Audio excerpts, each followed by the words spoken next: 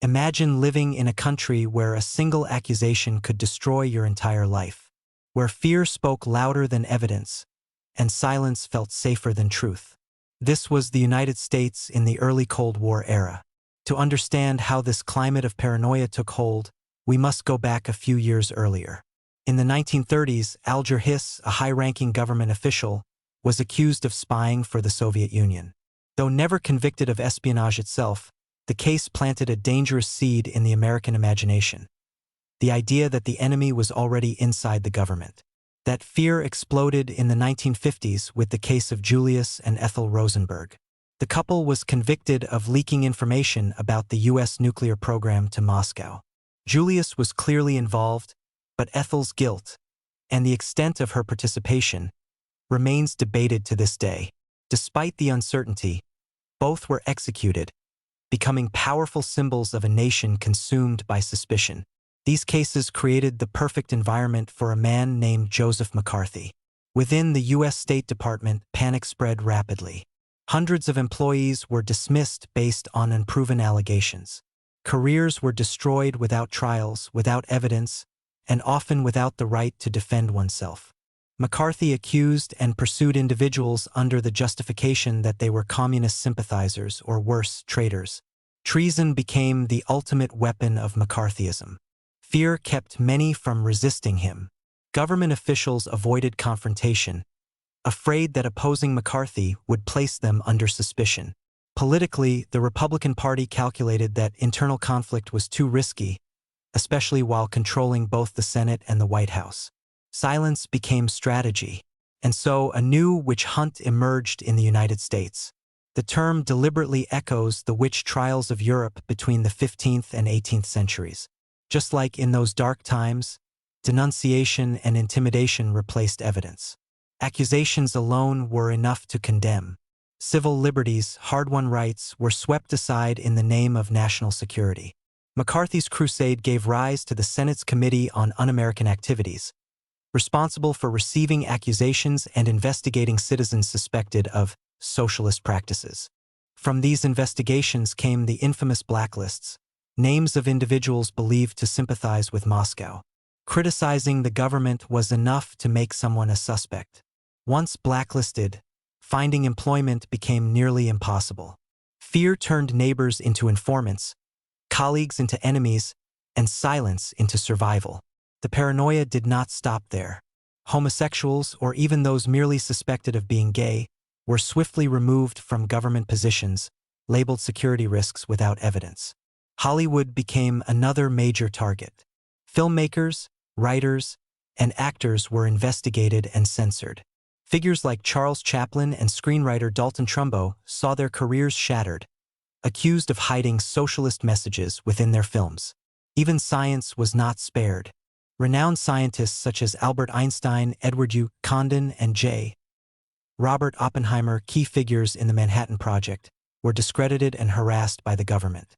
Their crime was not espionage, but opposition, warning about the dangers of nuclear energy and questioning the use of the atomic bomb.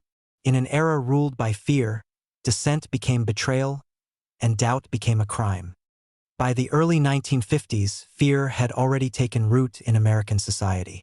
All it needed was a voice powerful enough to exploit it. That voice belonged to Senator Joseph McCarthy. In February 1950, McCarthy claimed to possess a list of communists working inside the U.S. government. The number changed from speech to speech, but the impact was immediate. Proof was never required. The accusation alone was enough to destroy reputations and careers. McCarthy did not invent anti-communist fear, but he mastered it. Through aggressive speeches, public hearings, and relentless accusations, he positioned himself as the defender of American values. Anyone who questioned him risked being labeled a traitor.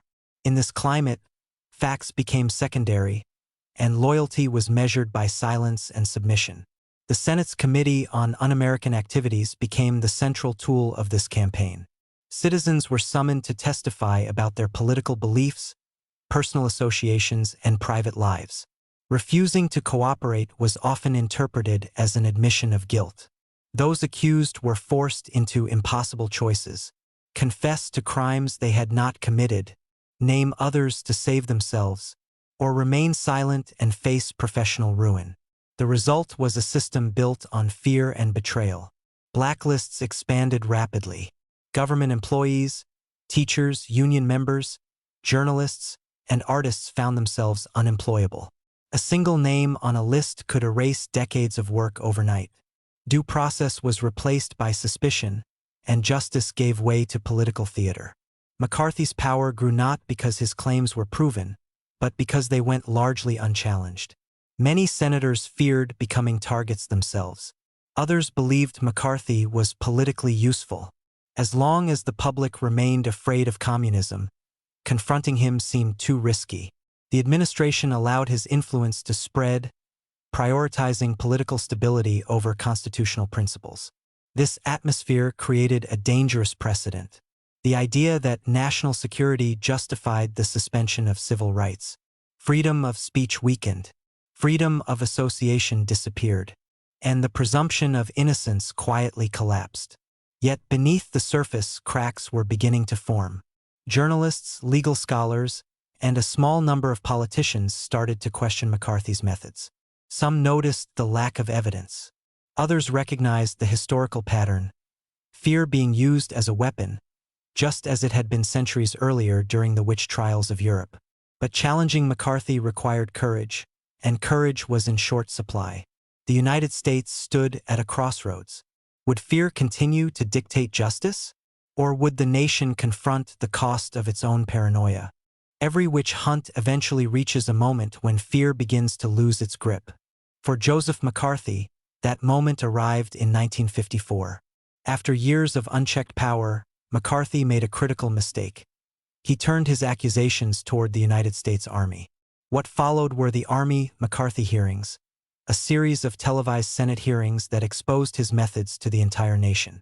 For the first time, millions of Americans were able to watch McCarthy in action, live. They saw the constant interruptions, the lack of evidence, the aggressive tone, and the pattern of accusation without proof. The hearings marked a turning point not because McCarthy changed, but because the public finally saw him clearly. One moment stood above all others. When McCarthy attempted to discredit a young lawyer, Joseph Welch, Welch responded with words that would echo through history. "Have you no sense of decency, sir?" The room fell silent. And so did much of the nation. That single sentence captured what years of fear had suppressed. It articulated the moral exhaustion of a country that had allowed paranoia to override justice. Soon after, the Senate formally censured Joseph McCarthy, stripping him of political influence. Though he remained in office, his power was broken. The witch hunt had lost its chief hunter. But the damage was already done. Thousands of lives had been altered permanently. Careers destroyed, families torn apart, reputations erased without trial or evidence. Many of those blacklisted never recovered professionally. Some died before their names were cleared. Others were never cleared at all. The institutions that allowed McCarthy to rise did not escape responsibility. Government agencies, political parties, and media outlets all played roles, through silence, fear, or opportunism.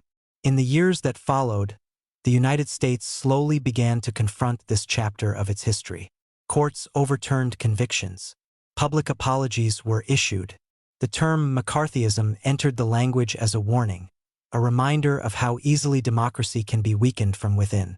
Historians now recognize the era not as a necessary defense against communism, but as a period of systematic violation of civil liberties, driven by fear rather than facts.